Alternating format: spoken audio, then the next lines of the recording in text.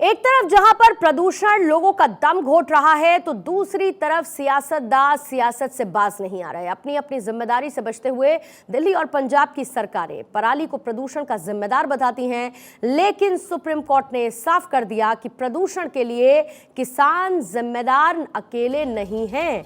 यानी कि जरूरत यह है कि दोनों ही स्टेट की सरकारें अपनी अपनी जिम्मेदारियों को समझें और इसको पूरा करते हुए इसका निर्वहन करें। लेकिन देखिए, पंजाब में जिस तरीके से सियासत देखने को मिली, उसको लेकर सख्ती अब सुप्रीम कोर्ट की टिप्पणी के जरिए है। पंजाब में सियासत की खेती हो रही है क्या? सियासत के लिए किसानों को मोहरा बनाया गया है क्या? अपनी अपनी जिम्मेदारी से क्या सरकारें पल्ला झाड़ने की कोशिश कर रही हैं? और उससे भी बड़ा सवाल यह है कि प्रदूषण के लिए क्या सिर्फ जलती हुई पराली ही जिम्मेदार है? सियासत पर सुप्रीम कोर्ट की सख्ती से हालात क्या बदलते हुए नजर आएंगे? और राजनीति छोड़कर अगर हुक्मरान अपनी जिम्मेदारी संभाले तो शायद आने वाले वक्त में राहत इस प्रदूषण से मिलने की उम्मीद बढ़ सकती है, क्योंकि ये समस्या हमेशा की है।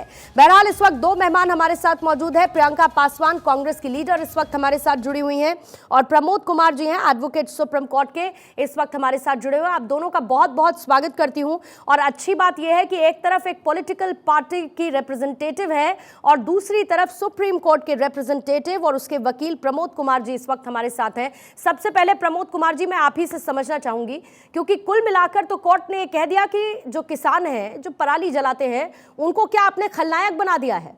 हर बार हम इस बात की चर्चा करते हैं कि पराली जल रही है इसीलिए प्रदूषण हो रहा है, लेकिन आप और हम जैसे पढ़े लिखे लोग ये जानते हैं बहुत अच्छी तरीके से कि सिर्फ पराली इस प्रदूषण के लिए जिम्मेदार नहीं है।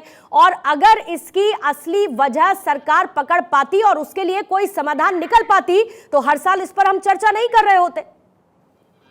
जी बिल्कुल पूर्णिमा मैडम, आपने बिल्कुल सही पकड़े हैं। और माननीय सर्वोच्च न्यायालय ने जो टिप्पणी और जो एनालिसिस किए हैं वो बिल्कुल वाजिब है। देखिए, ये मैटर जो है, ये केस पिछले करीब 25-30 साल से चल रहा है। मुझे याद है अच्छी तरह से 93 में जब ये मैटर चला था, मुझे याद है अच्छी तरह से कि मैं जस्टिस कुलदीप सिंह, उसमें माननीय सर्वोच्च न्यायालय के जज हुआ करते थे, उनकी पीठ में चलता था, और MC Mehta versus union of India की टाइटल केस में चलता था। इसमें जस्टिस कुलदीप सिंह ने कहे थे कि आखिर हमें आप वजह बताओ गवर्नमेंट को कि आप किस तरह से यहां से पॉल्यूशन मुक्त कर सकते हो। और उस समय में माननीय सर्वोच्च ने एक बहुत ही विशाल फैसला लिया, बहुत ही कठोर कदम लिया, और उन्होंने बॉटम टू टॉप जितने भी इकाइयां थी बोला कि जी मैं पॉल्यूशन में बिल्कुल कतई कोई भी नेग्लिजेंस बर्दाश्त नहीं करूंगा। और यहाँ जितने भी इंडस्ट्री था दिल्ली में बंद कर दिया गया, इवन जितनी गाड़ियां थी डीजल का वो बंद कर दिया गया। आपको याद होगा कि उसी समय CNG का इजाद किया गया।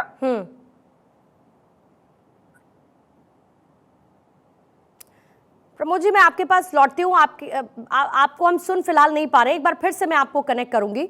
लेकिन मीनवाइल प्रियंका पासवान, आपके पास आते हुए लगभग 8,000 से ऊपर बैठकें, 1,000 के करीब केसेस किसानों के खिलाफ, और लगभग जो मुआवजा है वो 2 करोड़ रुपए का मुआवजा, जिसमें से कुछ वसूल लिए गए अलग अलग तरीके से।